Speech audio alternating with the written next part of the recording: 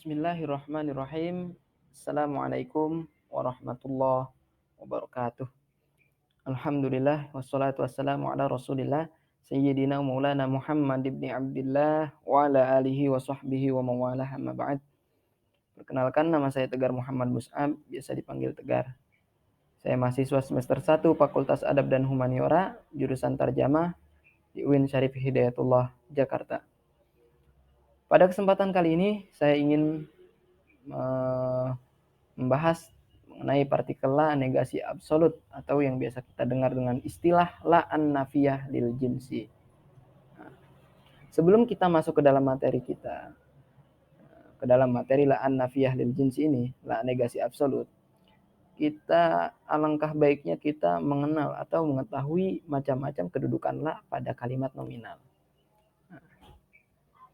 Partikel la pada kalimat nominal itu ada 3 bentuk. Yang pertama adalah partikel la yang bermakna laisa.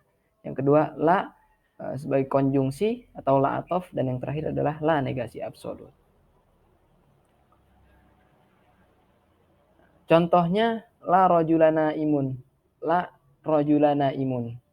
Ini menunjuk kepada contoh dari la negasi absolut. Dan yang kedua adalah ra'aitu Muhammadan qa'iman la jalisan, menunjuk kepada partikel la konjungsi. Dan yang terakhir la rajulu fil baiti, menunjuk kepada partikel la yang bermakna sama dengan laisa. Jika kita perhatikan partikel la dari setiap contoh yang telah saya sebutkan tadi, itu memiliki ciri khasnya masing-masing, memiliki ketentuannya masing-masing.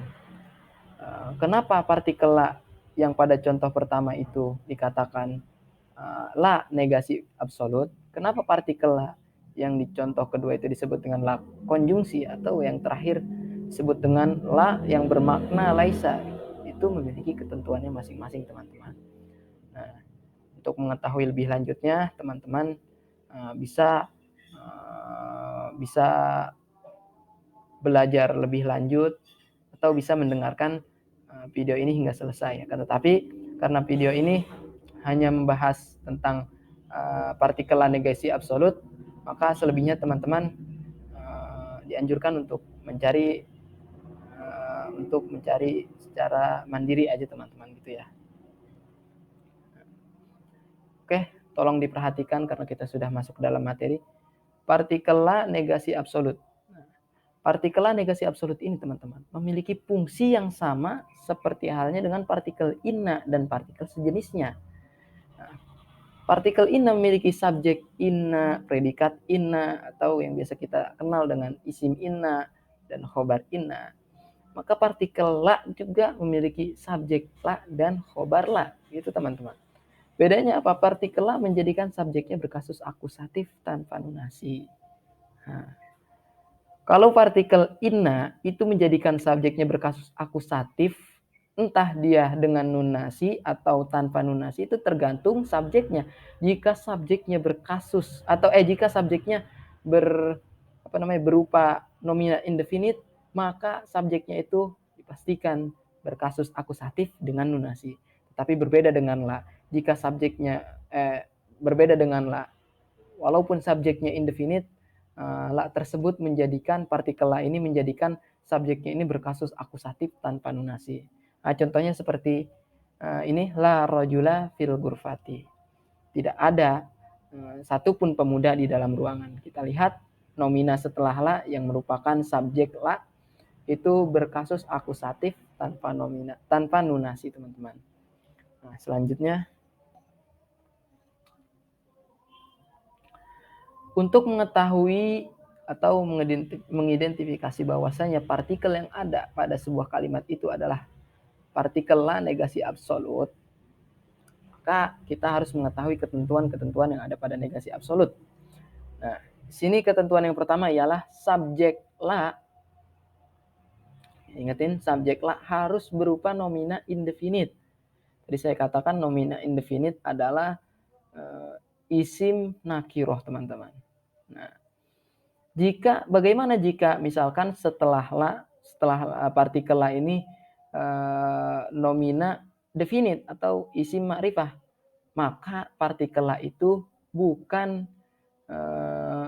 bukan yang berkedudukan sebagai partikel la negasi absolut gitu teman-teman. Seperti contoh yang di samping, lal ikrahu fiddin. Nah, ketentuan yang kedua ialah partikel la dan subjek la tidak terpisah. Tidak terpisah teman-teman. Kalau kita melihat contoh yang di samping, ini partikel la terpisah dengan subjeknya. Siapa pemisahnya? Pemisahnya ini kalimat preposisi teman-teman, yaitu fiddini, jar majrur ya teman-teman.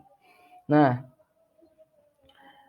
karena terpisah, maka partikel la tidak dapat berfungsi sebagaimana mestinya. Memang seperti apa semestinya? Semestinya partikel la itu menjadikan subjeknya itu berkasus akusatif tanpa nunasi, teman-teman. Karena terpisah, partikel la tidak berfungsi. Nah, yang terakhir adalah partikel la tidak didahului oleh partikel genitif. Contohnya aslama aliyun bila ikrohin.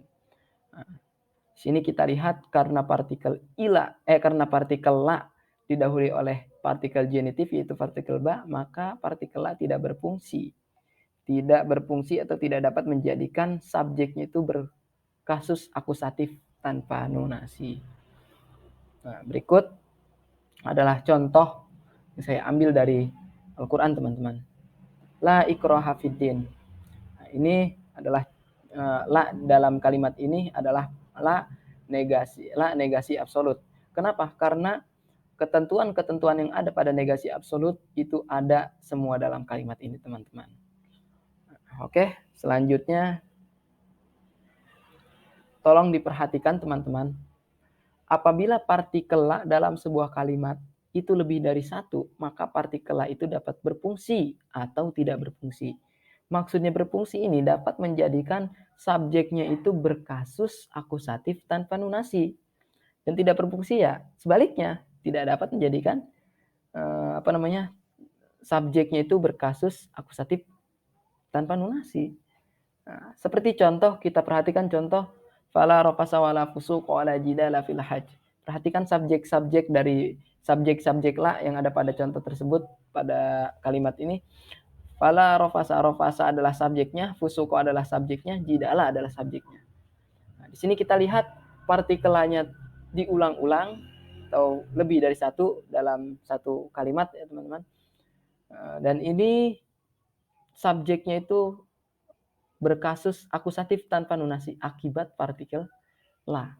Nah, jadi di sini kita katakan partikel la-nya berfungsi. Sedangkan pada contoh yang ada di sampingnya itu la bai'un fihi wala khullatu wala syafa'ah. Kita lihat kata bai'un, khullatun dan syafa'atun yang merupakan subjek la dari kalimat tersebut.